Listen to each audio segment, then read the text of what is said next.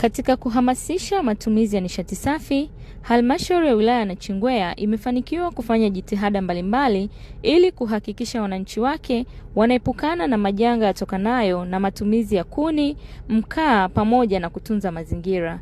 Mratibu wa nishati safi anaeleza jitihada hizo. Ninaitwa Renata Kaumbia Fidelis, afisa maendeleo ya jamii na mratibu wa nishati safi.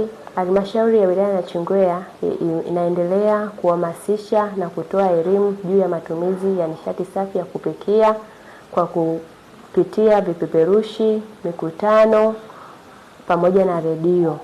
Lakini Halmashauri ya Wilaya ya Nachingwea imeweza kuyafikia makundi mbalimbali ikiwemo babalishe na mamalishe pamoja na taasisi ambazo ni sekondari kwa kuendelea kuhamasisha kutumia nishati safi.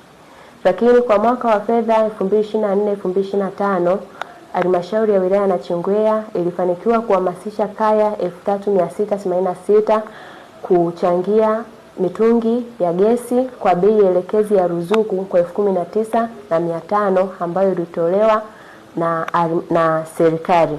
Taasisi mbalimbali za umma na jamii wilayani Nachingwea wameanza kuunga mkono jitihada za Mheshimiwa Rais Dr. Samia Suluhu Hassan kwa kutumia nishati safi ya kupikia. Naitwa Mwalimu Jamila Jirani Hakika, mkuu wa shule sekondari ya wasichana Nachingwea.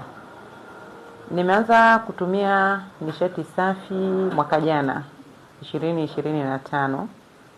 Taasisi ya Nachingwea Girls ilianza kutumia nishati safi ya gesi kwa ajili ya kupikia chakula cha wanafunzi. Tangu nimeanza kutumia hii nishati kuna matokeo chanya ninayaona.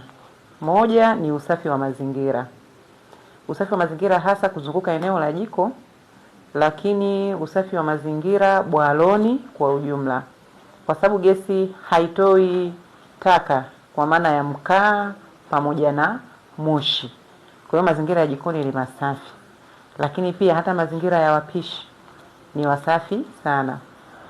Kwa majina naitwa Halima Hassan Longa, ni mpishi katika shule ya sekondari wasichana Nachingwea Girls. Hapa mimi kwa sasa hivi tunashukuru kwa serikali kwa kutuletea gesi.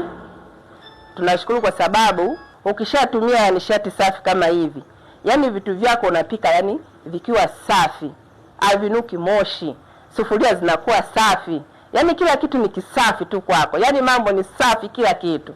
Kwa upande wa afya hususan kwa mpishi kama sisi tunapika vyakula vingi, vimetusaidia sana kwa sababu katika zile kuni kwanza kuna moshi mwingi sana ambao unaweza ukatuathiri kiafya.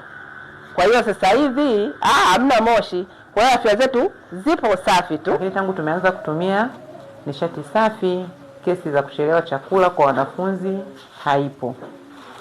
Sambamba na hilo pia kuunga juhudi za Mheshimiwa Rais za matumizi ya nishati safi kwa taasisi zote za umma.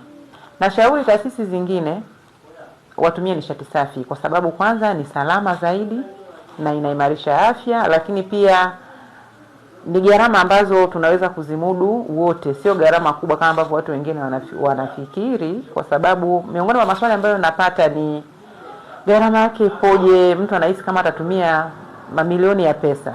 Kwa majina naitwa Tugania Abraham Mwakajinga, ni mkazi wa hapa Nachingwea Boma Mashariki Airport. Kwa faida ambazo mimi nazipata kama mama mjasiriamali ni nyingi sana. Kwanza kuokoa muda, ikiwemo kuchemsha chai, naandaa chapati kutumia jiko la gesi, na nimejaribu kufanya tofauti kati ya mkaa na gesi. Ila mimi kibiashara unanipa faida kwa sababu muda unakuwa ni mchache na napika chapati nyingi na ni kwa haraka. Kwa hiyo na muda wateja tofauti na jiko la mkaa, niwashe uzimike, nianze tena nikoleze au nikoleze jiko lingine, ule unakuwa unateketea pale bila faida, tofauti na jiko la gesi. Ndio tofauti ambayo nimeona jiko la mkaa, nishati ya mkaa na nishati ya gesi. Kwa majina naitwa Agnes Julius, ni mkazi wa Boma Mashariki. Mimi ni mama wa nyumbani. Kwanza inanirahisishia maisha kwenye mapishi yangu kwa ajili ya mtoto wangu. Mara nyingine anapotoka shule nakuta chakula nimeshakiandaa chapu anakula. Namshukuru sana Mama Samia kwa kutuletea haya majiko ya gesi, yanatuletea manufaa mengi sana. Na wahamasisha wanawake wenzangu watumie jiko la gesi ili kusudi turahisishe mazingira, tusipende kutumia mkaa. Mkaa kwanza unatuletea vifua. Kwa majina naitwa Mwalimu Hassan Ali Nauja, mkuu wa shule na Chingwea Sekondari. Hapa shuleni kwangu kuna nimeanzisha mradi wa nishati safi wa gesi.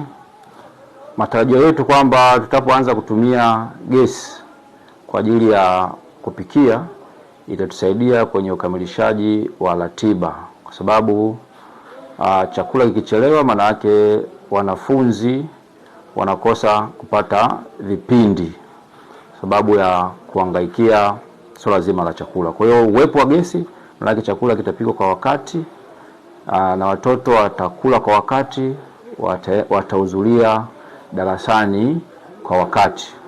Ukilinganisha na kipindi cha matumizi ya kuni, kuni zilikuwa zikiisha, watoto tunawatoa madarasani, wanaenda kutafuta kuni, wanazileta kwa ajili ya mapishi. Kwa hiyo uwepo wa gesi itatusaidia kwenye swala zima la ukamilishaji wa ratiba, maana mada zitaisha kwa wakati. Lakini swala ya faida ya pili ambayo tutapata kwenye mradi, swala zima la utunzaji wa mazingira. Tukumbuke matumizi ya kuni, tulikuwa tunakata miti mingi sana.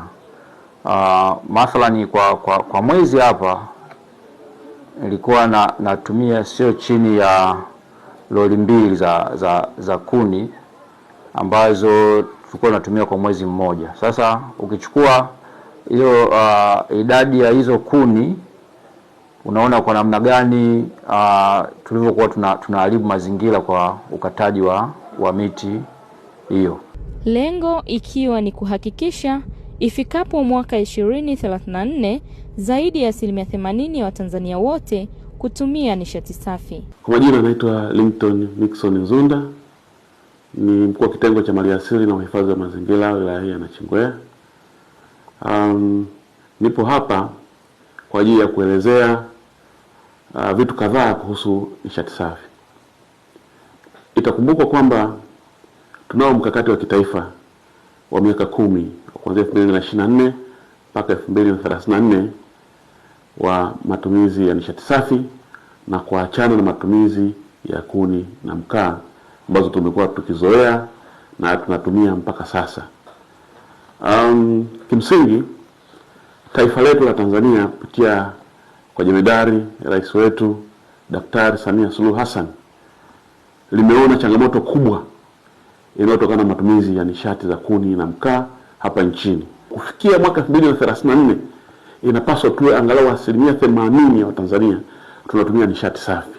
Tunapozungumzia nishati safi tunamaanisha nishati zile ambazo tunaachana na natokana na gesi, umeme na vitu kama hivyo, na sio kuni na mkaa kama tulivyokuwa tumezoea.